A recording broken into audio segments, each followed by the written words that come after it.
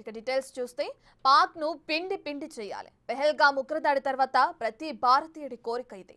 యుద్ధం అనే పదం చిన్నగా ఉండొచ్చు, దాని ప్రభావం మామూలుగా ఉండదు. అందుకు జాతి యావత్తు సంసిద్ధం కావాలి. అప్పుడెప్పుడో జరిగిన మాక్ డ్రిల్ను అందుకే ఇప్పుడు నిర్వహిస్తున్నారా? ఎలా చేస్తారు? ఈ డీటెయిల్స్ నుంచి కేంద్రం ఆశించేదేంటి? ప్రజలు ఎలా సమాయత్తం అవ్వాలి? దేశవ్యాప్తంగా మాక్ డ్రిల్స్ నిర్వహించాలని కేంద్రం ఆదేశం.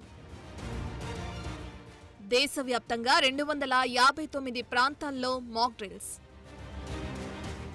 1971 తర్వాత తొలిసారిగా మాక్ డ్రిల్స్.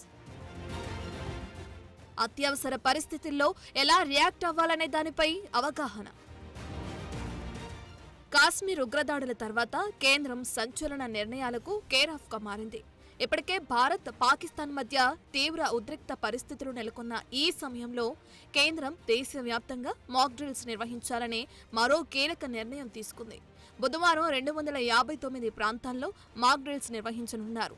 ఇందులో 3 కేటగిరీల ప్రాంతాలున్నాయి. యుద్ధ సమయంలో మన నగరంపై శత్రు దేశాలు దాడులు చేస్తే ప్రజలు ఎలాంటి పరిస్థితులు ఎదుర్కొంటారనే దానిపై ప్రజలకు అవగాహన కల్పించడం, విద్యుత్ సరఫరా నిలిచిపోవటం, మొబైల్ సిగ్నల్స్ ను నిలిపివేయడం, ట్రాఫిక్ ను దారి మళ్లించడం, ప్రజలను సురక్షిత ప్రాంతాలకు తరలించేందుకు తీసుకోవాల్సిన చర్యలు, పబ్లిక్ గా ఎలాంటి అనౌన్స్మెంట్లు వస్తాయి అనేది ప్రజలు తెలుసుకుంటారు.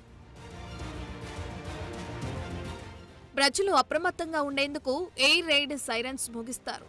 ఆ సమయంలో ప్రజలు ఎయిర్ స్ట్రైక్స్ నుంచి తప్పించుకునేందుకు సురక్షిత ప్రాంతాలకు వెళ్లాల్సి ఉంటుంది.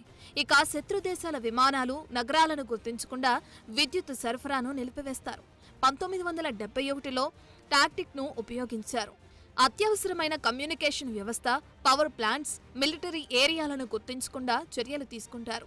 ఇక హై రిస్క్ ఏరియాలో ఉన్న ప్రజలను హుటాహుటిన తరలిస్తారు.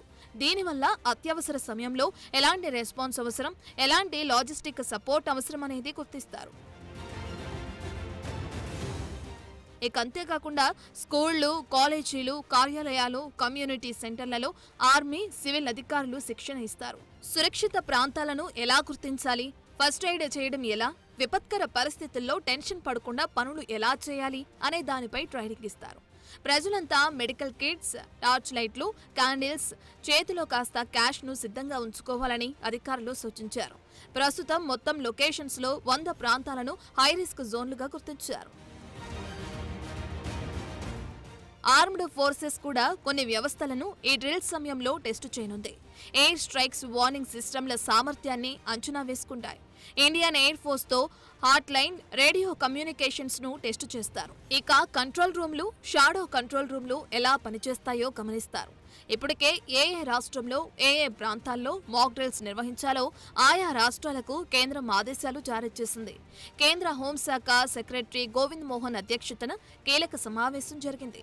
ఈ సమావేశంలో అన్ని రాష్ట్రాల సెక్రటరీలు, డీజీపీలు, ఫైర్ డీజీలు పాల్గొన్నారు. ఇప్పటికే కేంద్రం దాడులు జరిగే ప్రాంతాలను మొత్తం 3 కేటగిరీలుగా విభజించింది. ఇందులో కేటగిరీ 1లో 13 ప్రాంతాలున్నాయి. వీటిపై ఎక్కువగా దాడులు జరిగే అవకాశం ఉంటుంది. ఇక కేటగిరీ 2లో 201 ప్రాంతాలున్నాయి. ఇక కేటగిరీ 3లో 45 ప్రాంతాలున్నాయి. ఇలా మొత్తం కలిపి 259 ప్రాంతాలను ముందే సెలెక్ట్ చేసింది కేంద్రం. బుధవారం ఈ ప్రాంతాల్లోనే మాక్ డ్రిల్స్ జరగనున్నాయి. తెలుగు రాష్ట్రాలకు సంబంధించి 2 ప్రాంతాలు కేటగిరీ 2లో ఉన్నాయి. ఒకటి హైదరాబాద్ కాగా మరొకటి విశాఖపట్నం. ఈ 2 ప్రాంతాల్లో దేశ రక్షణకు సంబంధించిన కీలక స్థావరాలు, సంస్థలు ఉన్నాయి. అందుకే వీటిని కేటగిరీ 2లో చేర్చారు.